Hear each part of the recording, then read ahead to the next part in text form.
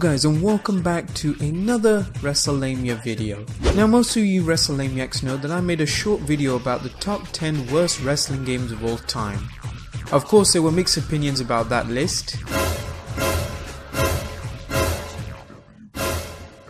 So I can already assume mostly everyone is gonna have an opinion about this one.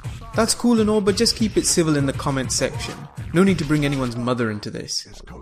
Now, I know what you're thinking. About 99% of all top best wrestling games lists end up with either No Mercy or Here Comes the Pain as number 1. Well, I'm gonna do things a little bit different and exclude both from the list.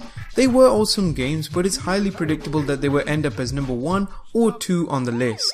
Also, there are actually a whole lot of good wrestling games in general, so to help this list will only cover WWE games. I will do a separate top 10 for non-WWE wrestling games soon. So with that in mind, let's look at the top 10 best WWE wrestling games of all time, excluding No Mercy and Here Comes the Pain. Number 10. Day of Reckoning 2. Undeniably the best wrestling game on the GameCube. After the dismal success and lackluster reviews from both WrestleMania 18 and 19, it seemed that THQ finally got it right with its Day of Reckoning series. It took what was the WrestleMania engine and polished it to the highest degree. Yes, there are still a few choppy animations and a stiff tie-up system, but what has been improved are the graphics. I mean, come on, take a look. We've gone from this to this. The graphics in the game aren't normally the main focus though. What the game does great was the storyline, as it follows off from the first Day of Reckoning game. The game also features a new enhanced fighting system which can now include a better AI, submission system and an all-new stamina system which gave matches much more depth. It's just a shame that many people didn't get to play it at the time, as many, like myself, didn't own a GameCube until much later. Let's face it, it was always known to be the C console. I'm still glad I brought one though. Number 9. Raw 2. Those of you who have seen my top 10 worst wrestling game list will know that the first Raw game had a very high ranking as being utter crap. Well, it seemed that after that abysmal attempt, developers Anchor Inc. finally took their blindfolds off and made a decent game. Every single thing you can think of had been improved, and this time it actually offered more than one arena and a Caesar mode, which can you believe wasn't even actually in the first game. In fact, Raw 2 featured all match types apart from the Elimination Chamber. A feature that's most overlooked in the game and quite unique is that there are 4 different referees to choose from. Strange as nobody cares about the referee, but it offers depth to the matches, as Earl Hebner is seen as the normal paced referee, Tim White is, hard to believe, a fast moving ref, Mike Chioda is a fast counting, and Nick Patrick is a slow counter. It's funny that this has never been implemented into any other game other than Raw 2. Customization is also one of its strong points, as it features as an intuitive create an entrance and of course a number of items the wrestler can wear, or in this case of Rey Mysterio, unmask. With that, of course, it's not all great. The season mode can be highly repetitive with only showing off a few cutscenes, and the sluggish wrestling animations are still there, so it doesn't rank any higher than 9 on the list. Number 8. WWF Rage in the Cage. You know, as a child and a wrestling fan back in the 90s, there wasn't many platforms that you could actually watch wrestling on or hear theme songs. So when you heard that WWF Rage in the Cage was the first game to offer FMV clips of actual WWF wrestling, we lost our minds. Okay, the videos look shit now, but back in the day as a kid, this was awesome. There's even a number of cool touches like the Fink introducing wrestlers with his voice at the beginning of a match, and each wrestler you select also gives a voice taunt. The following contest is scheduled for one fall. To my left, from Minnesota, weighing 263 pounds, Mr. Perfect. Nobody beats Mr. Perfect. Nobody. Something that we had in WWF Warzone and Attitude much later on. Yes, WWF Rage in the Cage was basically the Royal Rumble, released only a few months before on both the SNES and Genesis, but it had the inclusion of a steel cage match, clips of wrestlers' finisher, and a massive 20 wrestler roster. Granted, that doesn't seem like anything now, but this was huge for the time. It was actually a roster size that wouldn't be surpassed until 6 years after with the release of WWF Attitude. It's just a shame that it was on the expensive hunk of add-on crap that was the Sega CD. Number 7. WWF WrestleMania the Arcade game. Where else in a game can you literally break tombstones on people's head with The Undertaker or kick ham hocks out of Yokozuna's ass? Pretty much when the WWF was in its darkest days, they pulled this fast-paced action arcade smasher out of nowhere. Let's not kid ourselves though. The so-called Mortal Kombat digital sprites era was nothing new by this time, and it seemed that the WWF was just cashing in. But the game is not to be taken too seriously, as each wrestler has specials that play on their gimmick. Since the game was pretty much ported to every single console around, it was widely available and serves as an easy pick up and play. The only problem is it was far too linear, there was nothing to unlock, and only features a season mode where you either chase the Intercontinental or Heavyweight Championship belt, with the difference of just a difficulty. Number 6. WWE 2K16. Okay, I might get a little heat for this one, as to my surprise not a lot of people like this game, and I'm still not too sure why. Let's just admit it from the start though, it's a gargantuan improvement over WWE 2K15, which as most of you know had about 50% of its content removed from WWE 2K14. Now unlike some, as you may see, I like the 2K series, and I thought that 2K had made a huge improvement on making matches more fun and realistic, just as they play out on WWE television.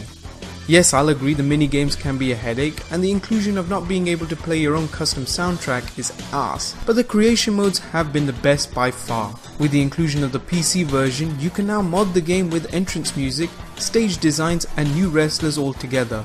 You want AJ Styles in the game? No problem. Hell, you can even have a legit Papa Shango in the game. So that to me is a winner. With one of the biggest rosters to date and fluid motion between wrestlers with a great sense of escalation in matches, it genuinely feels like this is one of the most realistic wrestling experiences to date, and I can't wait for what's in store for WWE 2K17 coming out in October. Number 5. WWF Smackdown. How could we miss the one wrestling game that changed it all? The first thing you noticed when getting into a match was a seamlessly easy control scheme, and by just having one button to execute the moves, it was easier to have a fast, fun-paced match. Most will know that this was one of its greatest improvements, as both WWF Warzone and Attitude had by far the most complicated control scheme to execute a single move. I mean, it would be like up, down, square, triangle, circle, X just to pull off a suplex. Since hardcore matches were popular during the Attitude Era, this was the first time that you could actually go backstage and fight. You could either end up in the parking lot, kitchen, or even the boiler room. On top of that, there were a huge number of match types, and pretty much endless season mode. The graphics though haven't held up unfortunately, even if it is a 16-year-old game. But that's not where the fun lies. It's in the fast-paced, arcade-style gameplay, and with having 3 other friends for a Royal Rumble, it'll ensure for some proper fun. Number 4. WWE 13. Come on, we all know the Attitude Era was one of the best wrestling periods ever. Well, in WWE 13 you get to relive some of the most memorable moments of the era. This was the first game to actually have a showcase mode and introduced a much more linear path. The mode lets you relive the Attitude Era in its fullest, from the formation of DX right up until WrestleMania 15. With this, the players are given the choice to determine how they want to play. Do they simply want to win the match and proceed through the era, or do they wish to relive classic moments and recreate those moments through specific tasks? To make it more authentic, they even had JR and King do commentary. Of course, as always, there are flaws. The Attitude Era mode gets slightly repetitive and frustrating when you don't succeed in winning the match, which causes a restart. With that, there are also minor bugs, bad collision detection between wrestlers, and at times objects in the ring. But other than that, it's a solid wrestling game and a well-deserved spot at number 4. Number 3. WWF WrestleFest Arcade. So, it's the late 80s to early 90s, and arcade games are at its peak of popularity.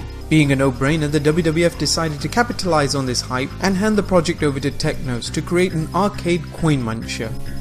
Their first try was WWF Superstars, released in 1989. Unfortunately, with sloppy controls and a frustrating difficulty curve, it was a modest try and was ultimately labelled as a mediocre effort. It was there to simply lay the foundations for their next attempt, WWF WrestleFest. The game was a clear departure from its previous installment. Gone are those delayed controls. Now they are much more smoother and defined. Each wrestler has their own signature finisher which can easily be applied, and the graphics had a clear overhaul, bringing in a much more brighter aesthetic. The game also expands on its modes. Its original tag team mode, dubbed Saturday Night Main Event, has returned, but with minor improvements. You now have the ability to pull off double team moves effortlessly, and given a bigger roster with actual tag teams such as Legion of Doom and Demolition. The game also offers a Royal Rumble mode as well, with 6 players in at one time. WrestleFest is what it is, a simple pick up and play arcade coin muncher that will present a challenge at times but will ultimately provide immense fun at the same time. Number 2. WrestleMania 2000. Well, let's be fair, if I can't put No Mercy on here, then I have to put its older, slightly less attractive sister on the list. After the success of WCW NWO Revenge, which released the previous year, WWF fans would now get their version of the highly acclaimed game. WrestleMania 2000 did everything that made WCW NWO Revenge an awesome game, but also had a number of additions. Its season mode is also much more different to WCW NWO Revenge, as instead of having just a ladder of opponents for the belt a la championship mode, WrestleMania 2000 has a Road to WrestleMania mode, which is somewhat an early rendition of the Smackdown game's season mode, going through weekly TV shows such as Raw and Heat, leading up to pay-per-views such as the Royal Rumble, and of course WrestleMania 2000. Other modes include King of the Ring, Triple Threat, Royal Rumble, and the new additions of a cage and First Blood match. The thing is, with arcade titles, it's not about the graphics, nor the sound quality of the music and blotchy Titantron videos. It's about the gameplay. Matches are slow paced but realistic, and with 3 other buddies you're bound to have an awesome time playing. And let's not forget the create features, including creating your own pay-per-view show, belts, and you can also customize and edit any single wrestler in the game, such as my wonderful creation here, Mankind. Remember, I'm not putting the obvious titles like No Mercy and Here Comes the Pain. If I did, they would obviously be number 1 and 2 on this list. The closest equivalent to the best WWE game is Smackdown vs. Raw 2006. When Smackdown vs. Raw came out the previous year, players were mostly disappointed, as it seemed that it had taken a leap down from Here Comes the Pain. The season mode was very linear due to the addition of voiceover, and not much time went into polishing the game's mechanics. Luckily, Smackdown vs. Raw 2006 looks into all this and makes everything better. Season mode has more variety, even with the added addition of voiceovers. This time there are a number of unique storylines to play through. You can also this time use your created character to go through the season mode. There is a deep array of match types with the usual TLC, Elimination Chamber, etc. But new to the game is Backstage Brawl, Fulfill Your Fantasy, and Buried Alive matches. Together with that, the team had also made improvements on both the ladder and cage matches. One of the best features of the game, however, is the addition of GM mode, which is the equivalent to franchise mode in other sports games. It's here that players are given the opportunity to manage your own roster on either SmackDown or Raw. It does however require tactics, as you don't have an unlimited budget, so picking the right superstars, building the best feuds, and using your budget to your absolute potential is rewarding. Of course it's not perfect, but it offers a great addition to the game other than just wrestling. Everything the game tries to do does well. Again, the game is not perfect, but it offers probably one of the most complete wrestling and non-wrestling games ever to have come out. Well guys, whether you agree with the list or not, that was my top 10 WWE wrestling video games of all time. I will be back soon for the top non-WWE wrestling games of all time, but for now please leave a comment, like and subscribe if you already haven't. And I'll see you next time for some more wrestling content.